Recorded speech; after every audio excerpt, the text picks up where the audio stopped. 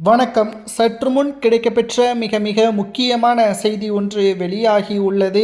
ஜனாதிபதி போட்ட உத்தரவு அதிர்ச்சியில் முதல்வர் மு.க.ஸ்டாலின் கடந்த சில மாதங்களுக்கு முன்பாக தமிழக சட்டசபையில் தீர்மானங்கள் நிறைவேற்றப்பட்டதை ஆளுநர் ஒப்புதல் அளிக்காத காரணத்தினால் அவர் மீதும் ஜனாதிபதி மீதும் உச்சநீதிமன்றம் வரை வழக்குகளை தொடர்ந்த ஸ்டாலின் அவர்கள் இந்த வழக்கில் கூடுதலாக ஜனாதிபதியை சேர்த்தது ஏன்?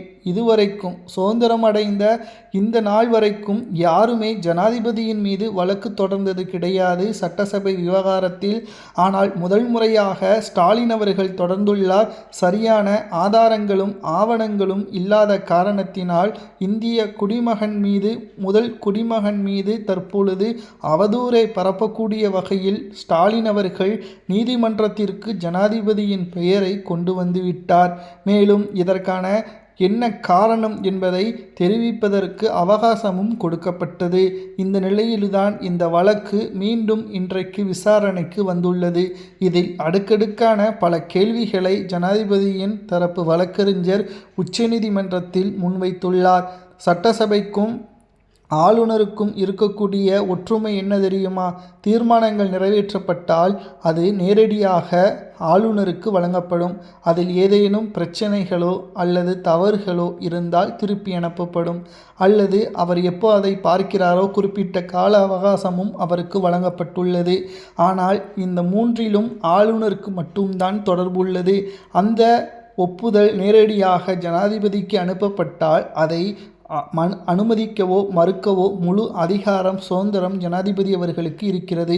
ஆனால் இப்பேற்பட்ட ஒரு சூழலில் தற்பொழுது ஸ்டாலின் அவர்கள் ஜனாதிபதியின் மீதும் ஆளுநர் மீதும் வழக்கை தொடர்ந்து எங்களது ஒப்புதலை மறுக்கிறார்கள், அவமதிக்கிறார்கள் என்று எப்படி கூற முடியும்? இது சட்டத்திட்டத்திற்கு எதிரானது. தற்பொழுது ஸ்டாலின் அவர்களது முழுமையான அதிகாரங்கள் இந்த மாதத்தில் முடிவடைகிறது. மேலும் ஸ்டாலின் அவர்கள் இரண்டாவது முறை ஆட்சி அமைக்க முடியாத அளவிற்கு அவர் மீது வழக்குகளை பதிவு செய்ய உத்தரவுகளை ஜனாதிபதி பிறப்பிக்க உள்ளார் என்ற தகவலும் அவரது தரப்பு வழக்கறிஞரிடம் இருந்து கிடைக்கப்பெற்றுள்ளது. இதனால் நிச்சயம் ஸ்டாலின் அவர்கள் மிகப்பெரிய ஒரு சிக்கலில் மாட்டிக்கொண்டுள்ளார் என்ற தகவலையும் நம்மால் பார்க்க முடிகிறது. இந்த செய்தியை கேட்டவுடன் அதிர்ச்சியடைந்துள்ளார் ஸ்டாலின். இன்னும் 3 வாரத்தில் தேர்தல். தற்பொழுது இந்த பிரச்சனையில் மக்கள் மத்தியில் எதிர்க்கட்சியினர்கள் மிகப்பெரிய அளவில் சிக்கலை ஏற்படுத்தக்கூடிய வகையில் பிரச்சாரங்களை மேற்கொண்டால் அது வாக்கு வங்கியை பாதிக்கும். மேலும் ஜனாதிபதி ஸ்டாலினுக்கு எதிராக வழக்குகளை தொடர்ந்தது சரியா தவறா என்பதை கமெண்ட் வாயிலாக கூறுங்கள்.